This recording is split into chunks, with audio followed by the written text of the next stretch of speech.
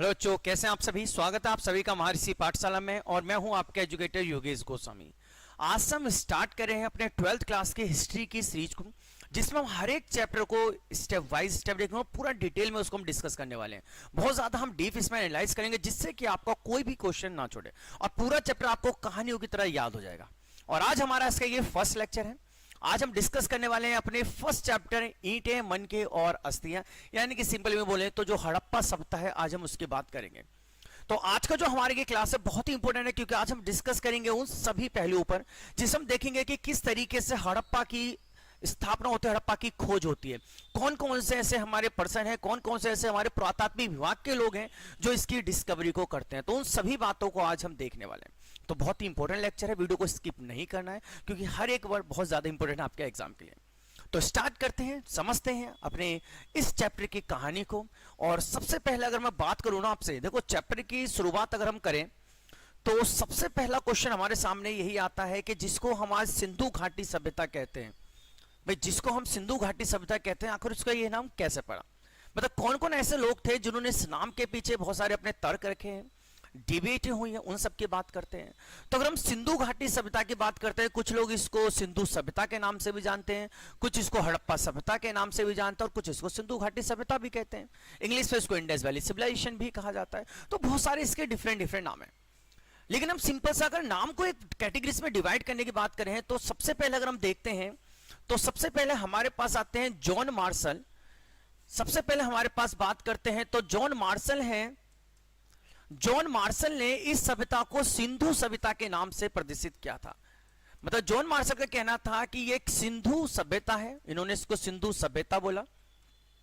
उनका मानना यह था कि यह सभ्यता जो है सिंधु नदी के किनारे बसी हुई है, इसी का इसका नाम सिंधु सभ्यता रख देते हैं। सिंधु सभ्यता नाम रखा। इन्होंने अपनी ये जो रिपोर्ट थी, जो भी इन्होंने रिपोर्ट बनाई थी, ये लंदन वीकली नाम से एक मैगजीन थी, उसको इन्होंने ये पब्लिश की थी। जो नाम इन्होंने दिया है, इन्होंने एक रिपोर्ट बनाई थी, जो भी लंदन वीकली नाम से एक मैगजीन चलती थी, बहुत फेमस मैगजीन थी, उसके अंदर उन्होंने इस नाम को रखा था कि इस सभ्यता का नाम सिंधु सभ्यता होना चाहिए। समय बीतता गया। उसके बाद हमारे पास आते हैं मुगल रफीक। आप बिल्कुल ऐसे नोट्स बना लेना, आपके बहुत प्यारे नोट्स बन जाएंगे। मुगल रफीक जो है, मुगल रफीक कहते हैं कि भाई ये सिंधु घाटी सभ्यता है। वो कहते हैं इसको घाटियों में कर दिया उन्होंने बोला कि सभ्यता के अंदर बहुत सारी सभ्यता है और इसको हम एक घाटियों का नाम दे देते हैं। तो उन्होंने कहा कि भाई इसे हम बोलेंगे सिंधु घाटी सभ्यता, और उन्होंने इसका नाम रख दिया है सिंधु घाटी सभ्यता। तो ध्यान रखना, जॉन मार्शल क्या बोलते हैं, सभ्यता को सिंधु सभ्यता का नाम देते हैं। मुगल रफीक इसको क्या नाम देते हैं, सिंधु घाटी सभ्यता का नाम देते हैं। ये सिंधु घाटी सभ्यता बोलते हैं। इसके बाद देखो दिक्कत कहां आती है। अगर आप ध्यान से अगर मैप को देखते हो, अगर आप मैप पे इन सारे एरिया को ड्रॉ करो, चलो मैं आपको दिखाता हूं। अगर हम इंडिया के मैप के ऊपर जाएं और इन सारे जो भी हमारे ये प्लेस हैं, इसके जो भी नगर है, उनको अगर देखना स्टार्ट करते हैं तो आपको वहां पर बहुत सारी बारीकी चीजें नजर आएंगी। चलिए मैं पहले मैप ड्रॉ कर देता हूं, तो ध्यान से देखिए आप। अगर आप ध्यान से देखोगे तो आपको यहां पर पता चलेगा कि एक हमारे हम महाराष्ट्र में नीचे एक नगर है जिसका नाम है दाइमाबाद। दाइमाबाद आपने सुना होगा। एक हमारा हिंडन में है, मेरठ में आलिमगीरपुर। आलिमगीरपुर। अब देखो दिक्कत क्या आती, भाई हमने यहां पर इसको, ये यहां से हमारी नदी जा रही है सिंधु नदी, और इस नदी के नाम पे हमने इसका नाम दे दिया सिंधु घाटी सभ्यता। बाद में फ्यूचर में दिक्कत ये आई कि जो भी हमारे ये नगर हैं, महाराष्ट्र के अंदर हो गया, ये हमारे उत्तर प्रदेश के अंदर, गुजरात के अंदर तो हमें सबसे ज्यादा नगर मिले हैं। तो वो लोग ये कहने लगे कि भाई हमारे यहां से तो सिंधु नदी नहीं जाती, और जब हमारे यहां से सिंधु नदी नहीं जाती है तो आप क्यों हमारी सभी सभ्यता को सिंधु घाटी सभ्यता कह सकते हो। भाई आप क्यों बोलोगे सिंधु सभ्यता। भाई सिंधु घाटी नाम तो आपने एक नदी के नाम पर रखा है ना, प्रॉपर, जो उस नदी के किनारे बसे हुए नगर हैं। तो आप इस सभी नगरों के नाम को सिंधु घाटी सभ्यता से कैसे प्रदर्शित कर सकते हो। बात तो इनकी बिल्कुल ठीक थी। इस पर काफी डिबेट हुई, और फिर बाद में एक आपका ऐतिहासिक एक सम्मेलन किया गया इसी नाम को, डिबेट को लेके। और उस सम्मेलन, उस विभाग की जो भी सम्मेलन होता है, उसमें फाइनली निष्कर्ष निकाला गया। एक ऐतिहासिक जो हमारे विभाग हैं, ऐतिहासिक विभागों का एक सम्मेलन होता है, सम्मेलन। और इस सम्मेलन में एक निष्कर्ष निकाला गया इस बात का कि जी एक काम करते हैं, जो नगर सबसे पहले खोजा गया था, जो नगर सबसे पहले खोजा गया था, क्यों ना उसी के नाम पे सभ्यता का नाम रख दे, क्योंकि देखो प्रॉपर हम किसी एक नगर के नाम पर तो नहीं रख सकते, कुछ तो खासियत होनी चाहिए। तो उन्होंने कहा कि सबसे पहला जो नगर हमें मिला वो नगर था हमारा हड़प्पा। सबसे पहला जो नगर मिला हमें वो हड़प्पा था, इसलिए इस सभ्यता का अब जो करंटली प्रेजेंट नाम है वो हड़प्पा सभ्यता है। अब इस सभ्यता को हम हड़प्पा सभ्यता के नाम से जानते हैं। क्लियर समझ में आ रहा है कि किस तरीके से इसके नामों में चेंजिंग हुई है, किस तरीके से ये नाम पड़े हैं सब हमारे। क्लियर है? तो पहले इसको सिंधु सभ्यता कहने लगे, फिर इसको सिंधु घाटी सभ्यता कहने लगे। अब प्रेजेंट में अब जो इसका नाम है करंटली वो है हड़प्पा सभ्यता। और क्यों हड़प्पा सभ्यता पड़ा? क्योंकि हड़प्पा इसका पहला नगर था जिसकी डिस्कवरी सभ्यता के अंदर हुई थी, और उसी के बेसिस पर हमने इसको नाम भी दे दिया। क्लियर है इतनी सी बात?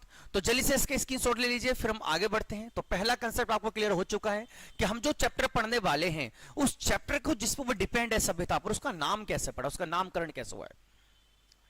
क्लियर है? चलिए, तो हम उन सभी जो भी हमारे पुरातत्व विभाग के लोगों उन सब लोगों की बात करते हैं जिन्होंने इसमें अपनी अपनी रिसर्च की है, कैसे टाइम टू टाइम हमने इसमें डेवलपमेंट देखा और किस तरीके से जो हमको प्रेजेंट की सभ्यता है उसकी खोज हुई और उसके बारे में हमने पता लगाया। तो अगर हम सबसे पहले चले, आप इतिहास के पीछे चलते हैं हम,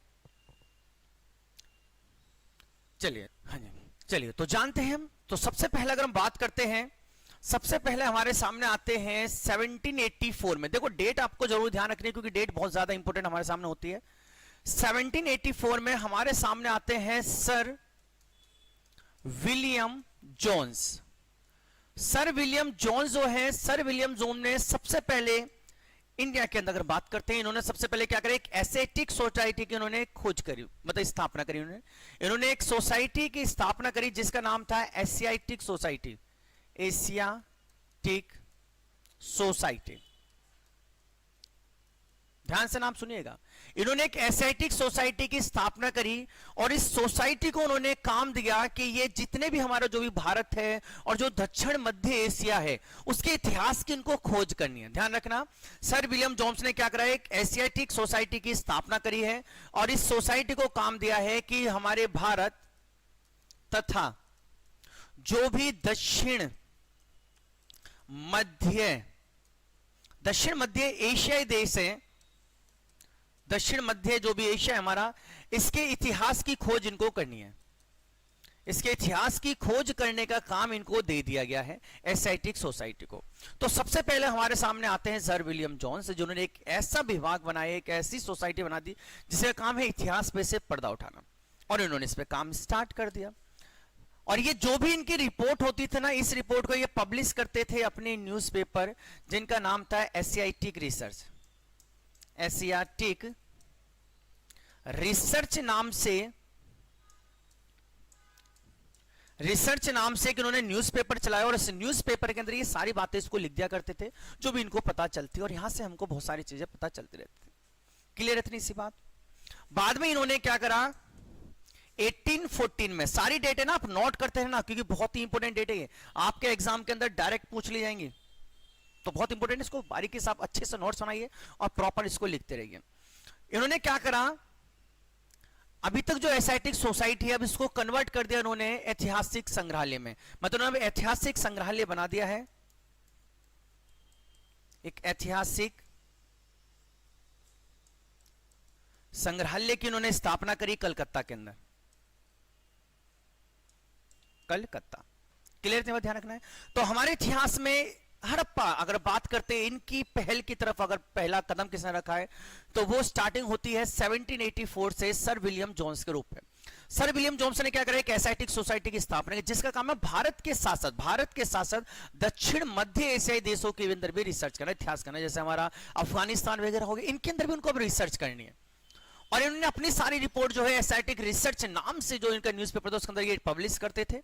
और बाद में उन्होंने अगर बात करते हैं 1814 में इंडिया के कलकत्ता के अंदर एक ऐतिहासिक संग्रहालय की स्थापना इन्होंने करी। क्लियर थे, इस बात ध्यान रखिए आपको। आगे बढ़ते हैं। हाँ जी, ओके, चलिए। किसी बच्चों को कोई डाउट है, मैं फिर से कह रहा हूं, आप साथ साथ पूछ रहे ना। हाँ जी, बिल्कुल सही पूछ रहे हो आप सब। सर विलियम जोन्स होंगे सबसे पहले व्यक्ति हैं जिन्होंने इस राह पर काम करना स्टार्ट किया, तो इनका नाम आपको ध्यान रखना है, सर विलियम जोन्स का। ठीक है, बिल्कुल ठीक। देखो सर विलियम जोन्स के बाद अगर हम बात करते हैं, सर विलियम जोन्स के बारे में समझ चुके हैं, इसकी स्टोरी आपने ले लिया होगा सबने। चलिए आगे बढ़ते हैं। सर विलियम जोन्स के बाद हमारे सामने आते हैं चार्ल्स मैसन। चार्ल्स मैसन जो है ये 1826 में हमारे सामने आते हैं। अगली डेट आप नोट कर लीजिए जल्दी से, 1826 में आते हैं हमारे चार्ल्स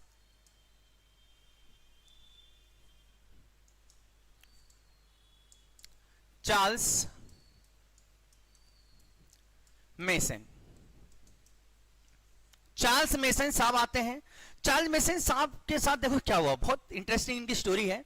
एक बार ये जा रहे थे तो इनको रोड किनारे एक टीला नजर आया, इनको एक टीला दिखा इनको, और ये टीला ना दूसरे टीलों से थोड़ा सा अलग था। देखो बाकी टीले क्या होते हैं, कोई रेत का टीला होता है उसकी हाइट ज्यादा नहीं होती, लेकिन इनको एक टीला मिला जिसकी हाइट बहुत ज्यादा थी, उसके ऊपर पेड़ उगे हुए हैं, पेड़ हैं चारों तरफ। तो इस टीले को देख के थोड़ा सा इनको अजीब सा फील हुआ कि ये कैसा विचित्र एक टीला है।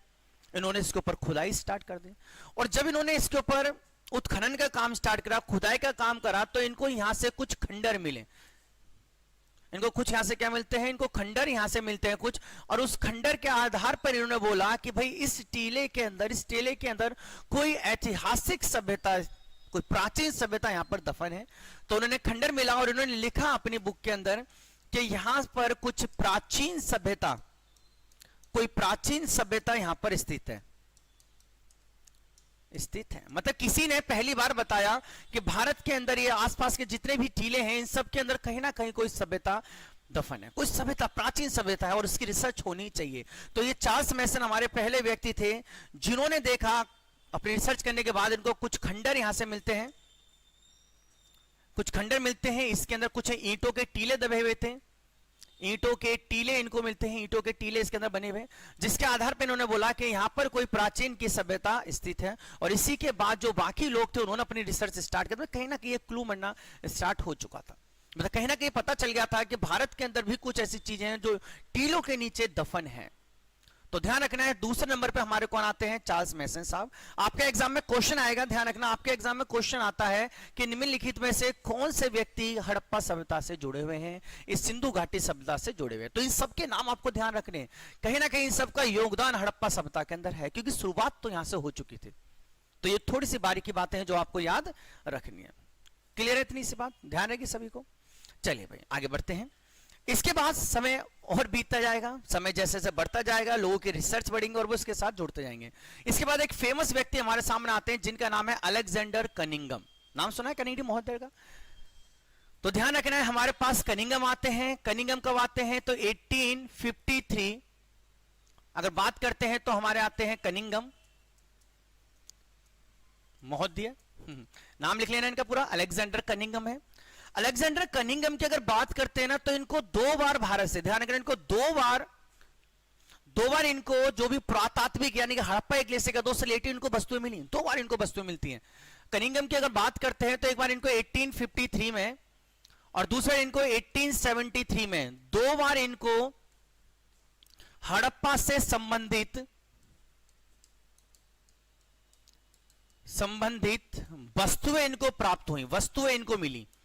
लेकिन देखो दुर्भाग्य इसी को बोलते हैं, वस्तुएं इनको मिली लेकिन ये ज्यादा उस पर रिसर्च नहीं कर पाए, और उस टाइम जो भी कहानियां प्रचलित थी इन्वायरमेंट के अंदर, लोकलिटी में जो भी कहानियां थी ये उसको सच मान के चले गए।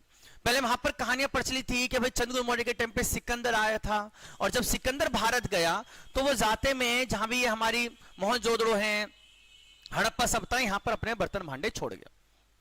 तो उनको लगा कि ये वस्तुएं ग्रीक आक्रमण से रिलेटेड है, तो उन्होंने इस जो भी वस्तुएं इनको प्राप्त हुई थी इन सभी वस्तुओं को इन्होंने ग्रीक आक्रमण से इन्होंने बना दिया। इन्होंने कहा भाई ग्रीक आक्रमण से रिलेटेड है, जो अलेक्जेंडर आया था ये उसका सामान है, और वो यहां पर अपना सामान छोड़ गया। मतलब अगर मैं सिंपल सा आपको मैप की सहायता से समझाने की कोशिश करूं कि क्या कहना ये चाह रहे थे, तो उनका कहना सिंपल सा था। देखिए इसको थोड़ा सा मैप बना लेते हैं। देखो मैप बना बना के करोगे ना हिस्ट्री बहुत आपको आसान लगेगी। ये हमारी सिंधु नदी है, यहाँ पर हमारा हड़प्पा हो गया है, यहाँ पर हमारा मोहनजोदड़ो हो गया है। इनका मानना यह था कि भाई जो हमारा सिकंदर बेबीलोन के रास्ते आ रहा था, ये यहाँ से सिकंदर आता है, जब वो वापिस जा रहा था तो वो यहाँ पर थोड़ी देर के लिए समय के लिए रुका होगा, और वो यहाँ पर अपने जो भी उसके बर्तन भांडे जो भी थे वो सब यहाँ पर छोड़ के चला गया, और यही वस्तु इनको प्राप्त हो रही है। मतलब थोड़ा सा अगर ये थोड़ा सा और रिसर्च करते तो हो सकता था जो हड़प्पा हमको 1921 में मिला वो हमको 1853 में मिल चुका होता, मतलब 1853 में उसकी खोज हो चुकी होती। अब जिसका श्रेय हम दयाराम साहनी को देते हैं, हो सकता है उसका श्रेय फिर हम इनको कनिंघम जी को देते। लेकिन कनिंघम ने केवल इतना ही काम नहीं करा है, ऐसा नहीं कि फेल हो गए, इन्होंने बहुत अच्छे काम भी करे। अगर हम कनिंघम की बात करते हैं तो उस समय जिस टाइम कनिंघम थे 1861 में, उस time Lord Canning governor general थे भारत के, उनकी सहायता से उन्होंने भारत के अंदर एक भारतीय पुरातात्विक विभाग की स्थापना भी इन्होंने कर दी थी। तो जल्दी से इसकी शॉट लीजिए, मैं रफ करके बाकी सारी चीजें लिखता हूं, बढ़िया से आप नोट्स बनाते रहिए। चलिए तो आगे की बात मैं आपको बताता हूं इन्होंने क्या क्या काम करे हैं और उसी के आधार पर इनको क्यों कहा जाता है पुरातात्विक विभाग का जनक। तो ध्यान रखना है, कनिंघम को पुरातात्विक का जनक, पुरातात्विक विभाग का जनक भी इनको कहा जाता है। भारत के अंदर सबसे पहले जो पुरातात्विक विभाग की स्थापना करने वाले व्यक्ति थे वो थे हमारे अलेक्जेंडर कनिंघम साहब, सबसे पहले व्यक्ति ये थे। तो ध्यान रखना है, अलेक्जेंडर कनिंघम ने क्या करा है, 1861 में इन्होंने गवर्नर जनरल जो उस टाइम के थे लॉर्ड कैनिंग, लॉर्ड कैनिंग की सहायता से भारत में एक भारतीय पुरातात्विक विभाग, भारतीय पुरातात्विक विभाग की स्थापना करते हैं। पुरातात्विक विभाग की स्थापना इन्होंने कर दी थी। ठीक है, किसकी स्थापना करी थी, भारतीय पुरातात्विक विभाग की स्थापना इन्होंने करी। और इस विभाग के 1800 अगर हम बात करते हैं लगभग 84 तक ये यहां के महानिर्देशक भी बने रहे हैं, महानिर्देशक भी ये बने रहे। महानिर्देशक इन्हीं को नियुक्त किया गया है, इसका कई सालों तक इन्होंने इस पर रिसर्च किया, बहुत सारे काम किए, इसलिए इनको पुरातात्विक विभाग का जनक भी कहा जाता है भारत में, क्योंकि पहली बार अलेक्जेंडर कनिंघम ने ही भारत के अंदर पुरातात्विक की नींव रखी है। क्लियर समझ में आ गया? देखो पुरातात्विक का मतलब होता है जो भी दबी हुई धरती के अंदर चीजें होती हैं, जो भी फॉसिल फ्यूल्स फॉसिल्स होते हैं उनसे रिलेटेड रिसर्च करना, जो भी धरती के अंदर आपको खोद के निकल जाएगा उन सब के ऊपर रिसर्च करने वाले विभाग को पुरातात्विक विभाग कहा जाता है, जो ऐतिहासिक चीजों की रिसर्च करता है।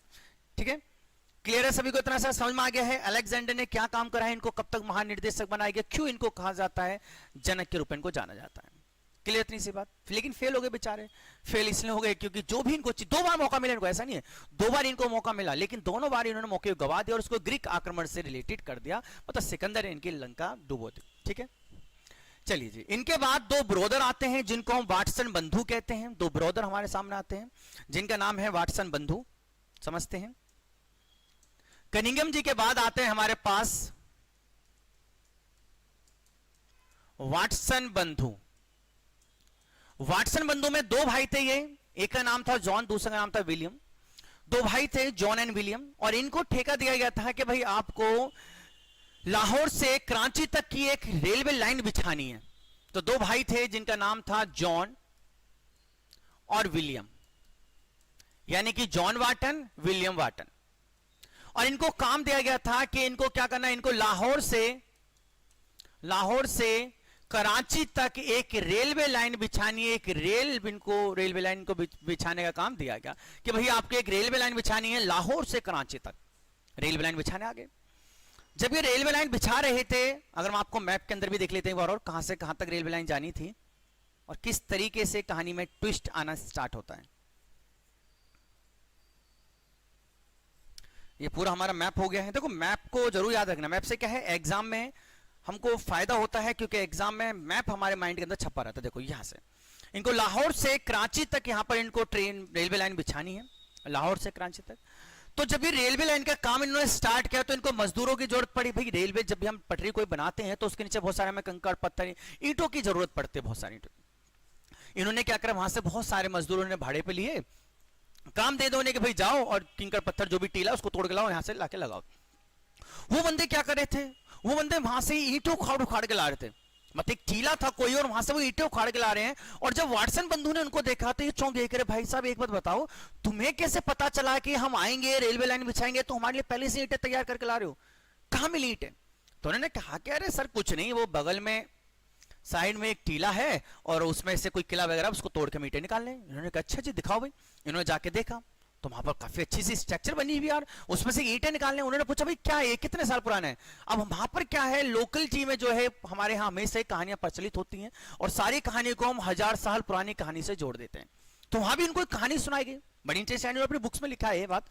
इन्होंने लिखा है कि क्या कहते हैं गांव वाले, देखो गांव वाले ये कहते हैं कि सर आज से 1000 साल पहले, आज से 1000 साल पहले एक राजा हुआ करता था, उसकी ये सल्तनत थी पूरी, उसकी एक रानी थी बहुत अच्छी सी, लेकिन एक दिन वो जंगल जाता है और उसको किसी दूसरी महिला से प्रेम हो जाता है और जिसके अभाव में आके वो अपनी रानी को जहर देके मार देता है और रानी मरते वक्त उसको श्राप देके जाते, भाई तेरे साम्राज्य का विनाश हो जाएगा और ये उसी विनाश का कारण है जिसको आज हम तोड़ के ला रहे हैं। वाटसन बंधु कहता है ठीक है यार, एक सभ्यता है। तो वाटसन बंधु ने वहां पर क्या किया, इन्होंने बस सिंपल सी बात बोली कि भाई यहाँ पर एक सभ्यता है। क्या कहते हैं, ये कहते हैं कि यहाँ पर एक सभ्यता है जो आज से लगभग 1000 साल पुरानी सभ्यता है, 1000 साल पुरानी सभ्यता यहां पर दफन है। तो वाटसन बंधु यहां पर एक हिंट देते हैं कि जो भी हड़प्पा ये सब यहां पर एक सभ्यता है जो लगभग 1000 साल पुरानी, क्योंकि ये पुरानी कहानियों पर इनका पता चलता है, लेकिन कहीं ना कहीं एक हिंट इनको मिल गई थी कि कुछ ना कुछ तो यहां पर है। क्लियर हो गया वाटसन बंधु तक? हम आगे धीरे धीरे बढ़ते जा रहे हैं। देखना, हमने सर विलियम से स्टार्टिंग की थी, सर विलियम के बाद हम आगे मैसन के पास देखे, हमने मैसन ने क्या क्या बोला, फिर हम कनिंघम को हमने देखा है कि अलेक्जेंडर कनिंघम ने किस तरीके से पुरातत्व विभाग बना दिया है, फिर हम देखा कि दो भाइयों को एक रेलवे लाइन बिछाने का काम दिया गया और वहां पर कहीं ना कहीं उनको ऐतिहासिक कुछ चीजें मिलती हैं जिसको वो 1000 साल पुरानी कह के आगे बढ़ जाते हैं। समय बीतता जाता है, 1900 आ चुका है। 1902 में हमारे भारत के अंदर नए गवर्नर जनरल बनते हैं जिनका नाम है लॉर्ड कर्जन। लॉर्ड कर्जन को आप जानते होंगे, बंगाल का विभाजन का श्रेय इन्हीं को दिया जाता है।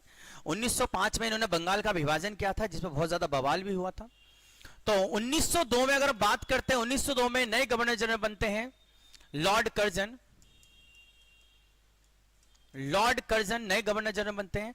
लॉर्ड कर्जन ने क्या करा कि अभी तक जो भी पुरातात्विक विभाग है उसका नाम क्या था भाई, उसका नाम था भारतीय, बताइए जल्दी से, मैंने आपको पीछे बताया तभी, भारतीय पुरातात्विक, भारतीय पुरातात्विक विभाग, ये नाम था। इन्होंने इस नाम को चेंज कर दिया, इन्होंने क्या करा, इस नाम को बदल के इस विभाग का नाम रख दिया है भारतीय पुरातात्विक एवं सर्वेक्षण विभाग।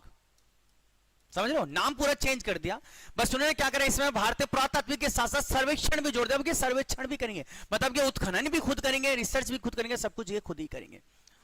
और इसके महानिर्देशक के रूप में नियुक्त किया गया, किसको किया जाएगा जल्दी से बताइए, जल्दी कमेंट करके बताओ किसको नियुक्त किया गया था। बिल्कुल ठीक, बिल्कुल ठीक, सर जॉन मार्शल को। तो सर जॉन मार्शल को नियुक्त किया गया था, ध्यान रखना है। इन्होंने सर, यहां से कहानी स्टार्ट होती है, जॉन मार्शल को नियुक्त कर दिया गया था। सर जॉन मार्शल से कहानी स्टार्ट होती है हड़प्पा की खोज की। सर जॉन मार्शल ने क्या करा, सर जॉन मार्शल ने 1921 में दयाराम साहनी, ध्यान रखना, इनको उत्खनन प्रभारी के पोस्ट पर इनको नियुक्त करा, उत्खनन प्रभारी, और इनसे कहा कि भाई जाइए और देखिए जरा कौन से 1000 साल पुरानी सभ्यता ऐसी है। और जब ये वहां पहुंचे तो इनको पता चला कि वहां पर एक सभ्यता है, एक हड़प्पा नगर है जिसको उन्होंने हड़प्पा नगर कहा। तो हड़प्पा की खोज यहीं से होती है। तो 1921 में दयाराम साहनी को एक नगर मिलता है जिसका नाम इन्होंने क्या रखा है, हड़प्पा, और इस प्रकार से हड़प्पा की खोज हो जाती है। तो 1921 में दयाराम साहनी ने हड़प्पा की रावी नदी के किनारे खोज कर दी थी। मजा आ रहा है, समझ में आ रहा है ना कहानी चल किस तरीके से रही है, कि किस तरीके से हम आगे की तरफ बढ़ रहे हैं, हड़प्पा की तरफ। हम फाइनली हड़प्पा को खोज चुके हैं, और हड़प्पा के खोजने में किस किस को श्रेय जाता है, सर जॉन मार्शल को और दयाराम साहनी को, क्योंकि सर जॉन मार्शल उस टाइम महानिर्देशक थे, फाइनली प्रमाण उन्हीं को देना था। और जो उत्खनन प्रभारी हैं वो है हमारे दयाराम साहनी, जिनको उत्खनन का काम दिया गया, खुदाई करने का काम दिया गया, पूरी रिसर्च का उनको काम दिया गया। इसके एक साल बाद यानी कि 1922 की अगर हम बात करते हैं, 1922 में राखल दास बैनर्जी, हमारे सामने दूसरे बंदे आएंगे जिनका नाम क्या है, राखल दास बैनर्जी। राखल दास बैनर्जी को उत्खनन प्रभारी बनाया गया भाई, उत्खनन प्रभारी। अब इनको काम दिया गया था कि जो भी हमारे स्तूप हैं, बुद्ध के स्तूप हैं, ऐतिहासिक चीजें, उनकी रिसर्च करें। तो मैं को ये नहीं बोला था कि आपको जाके हड़प्पा सभ्यता पे खोज करनी है, इनको तो मेन काम दिया गया था कि जो भी बुद्ध से रिलेटेड स्तूप हैं उनको ढूंढिए, उनकी रिसर्च करिए। जब ये बंदे जा रहे थे तो इनको एक टीला नजर आया, मोहनजोदड़ो के किनारे बात करते हैं, उनको एक टीला नजर आया। एक टीला था, कहानी बड़ी इंटरेस्टिंग है, थोड़ा ध्यान दीजिएगा। एक टीला था और इस टीले के ऊपर एक बुद्ध स्तूप लगा हुआ था, एक बुद्ध स्तूप था टीले के ऊपर। अब जॉन मार्शल ने गांव वाले से पूछा कि भाई ये क्या है टीला, तो गांव वाले कहने लगे नहीं नहीं भाई साहब, यहां मत जाना, ये तो बड़ा डेंजर टीला है, यहां पर तो भूत घूमते हैं रात में, ये तो मृतकों का टीला है। जब मैं कहा भाई मृतकों का टीला यार, वहां तो एक स्तूप लगा हुआ है, वो स्तूप कैसा है? उन्होंने कहा नहीं नहीं, ये मृतकों का टीला, जो यहाँ जाता है वो वापस नहीं आता है। वो आगे जो हमारे समझ में, यार गांव वाले जरा ऐसे ही हैं, तो उन्होंने रखलदास बनर्जी को भेजा कि जाओ भाई उस स्तूप की खोज करो और जरा देखो कि गांव वालों की कहानियां सच हैं या ऐसे ही सब बनाने में लगे पड़े हैं सबका। रखलदास बनर्जी गए, इन्होंने यहां पर रिसर्च की, खुदाई करी, तो उन्होंने देखा कि अरे नहीं, इस स्तूप के नीचे देखा उन्होंने एक बड़ा ब्यूटीफुल सा एक नगर है। और खुदाई करी तो देखा अरे ये तो बहुत बड़ा है, और खोज करी तो पता चला कि अरे ये तो पूरी एक सभ्यता बसी हुई है, मतलब एक बड़ा ही ब्यूटीफुल एक विकसित नगर यहाँ पर, एक सिविलाइजेशन यहाँ पर बसी हुई है। और इस तरह फिर ये खोज करते हैं मोहनजोदड़ो की, तो यहां से खोज होती है हमारी मोहनजोदड़ो की। तो देखिए खोजने गए थे बुद्ध स्तूप को और खोज आए इस सभ्यता के सबसे बड़े नगर मोहनजोदड़ो को। मोहनजोदड़ो क्लियर है? और इस तरीके से मोहनजोदड़ो की खोज हो जाती है। क्लियर भाई, सभी को समझ में आ रहा है? तो फाइनली मोहनजोदड़ो भी हमको मिल चुका है, इसकी रिसर्च भी हो चुकी है और हमने देख लिया है कि किस तरीके से हमारी सभ्यता की स्थापना होती है, सभ्यता की खोज होती है और किस तरीके से सारे साइंटिस्ट में श्रेय जाता है। क्लियर? इतनी बात सबको समझ में आया? क्या हो गया? मजा आ रहा है किस तरीके से करना है? चलिए मैं आपको थोड़ा सा मैप की सहायता से बताऊं, तो अगर आप यहां पर ध्यान से देखोगे तो ये रावी नदी है, रावी नदी के किनारे आपको मिलेगी हमारी हड़प्पा सभ्यता। ये हड़प्पा सभ्यता है, ये हड़प्पा सभ्यता है जो यहां पर बसी हुई है, और ये हमारा मोहनजोदड़ो। यहां पर हड़प्पा है, यहां पर मोहनजोदड़ो है।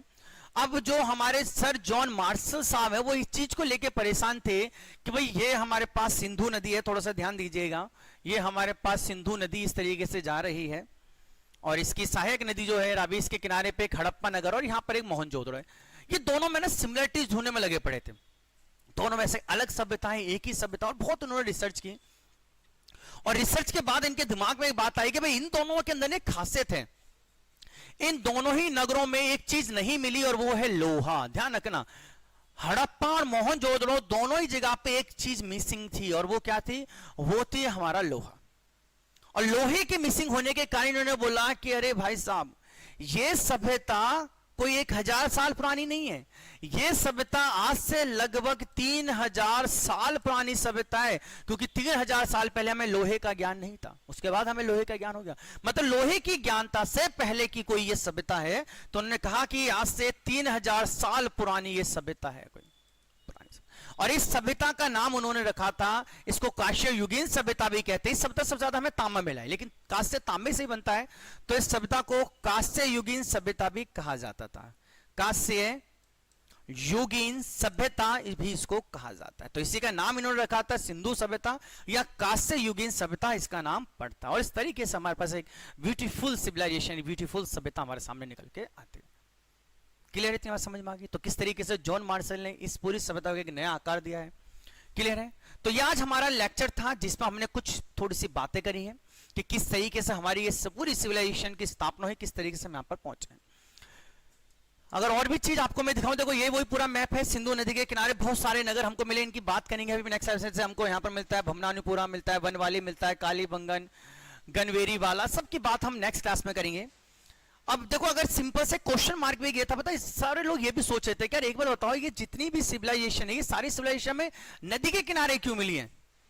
भाई अगर आप हड़प्पा को देखो, मोहनजोदड़ो को आप देखिए ना, यहां पर देखिए आपको बनवाली वाला, कालीबंगन, एक मिनट आप ध्यान से देखिए, कालीबंगन हो गया, बनवाली वाला हो गया, गनवेरी वाला, सब आपको चहनुदरो, कोलडोटी, मोहनजोदड़ो, सबके सब कहां है? नदी के किनारे, सबके सब नदी के किनारे।